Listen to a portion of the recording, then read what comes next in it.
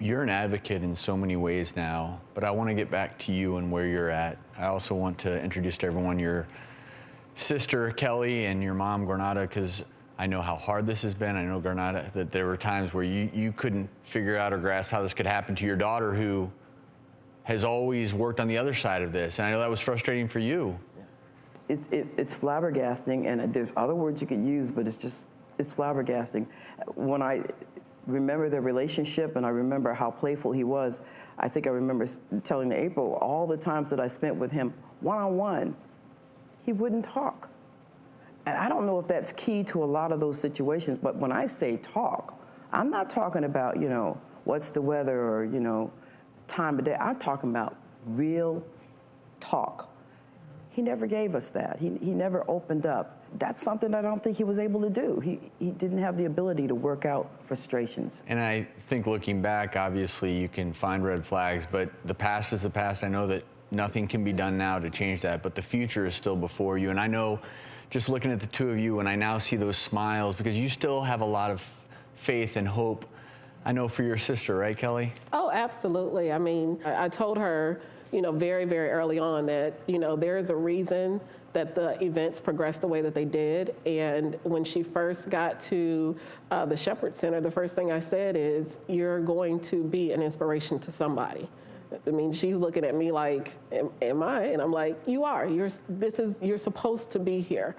If you weren't, it would be different, but you're supposed to be here. And I would say an inspiration to a lot more than just somebody. I would say a lot of somebodies. I love that you have basically taken this.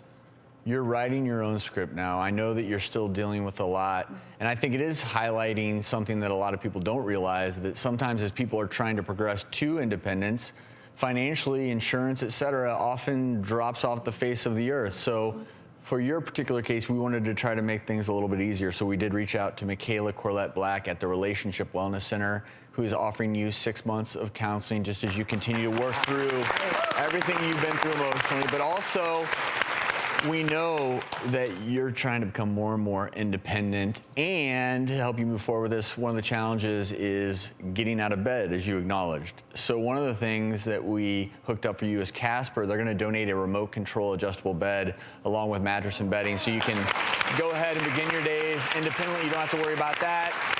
And then also, a lot of people don't realize your wheelchair and the mobility elements won't go up and down. Well, we reached out to Quantum Rehab, and they've offered to provide you with a customizable eye-level wheelchair that will allow you to move independently. You can see it there, up, down, back, forward. It's worth over $15,000, and they're offering that to you. And then last but not least, we know you've been struggling to pay for home care assistance, as we just alluded to, and we have someone here who has something to tell you. I want to introduce you to Allie Vandermolen from CareLinks.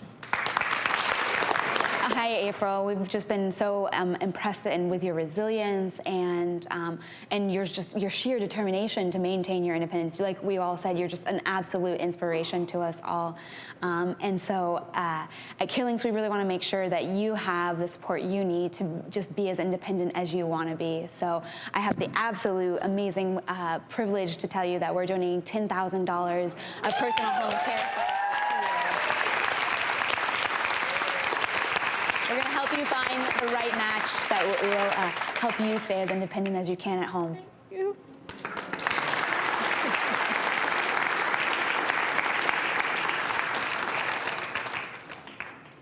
Thank you all so much. And April, before we go, anything you want to say to anyone out there who might be struggling? Yes.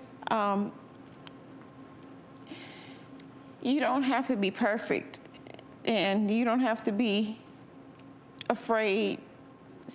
Start with where you are and then move forward for your own good. And if you do find yourself in a situation like mine where you're disabled, don't let that disability define what you can do.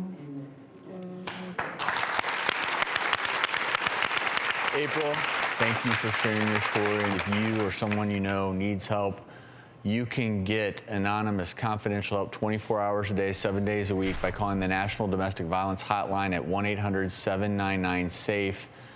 There's always help out there.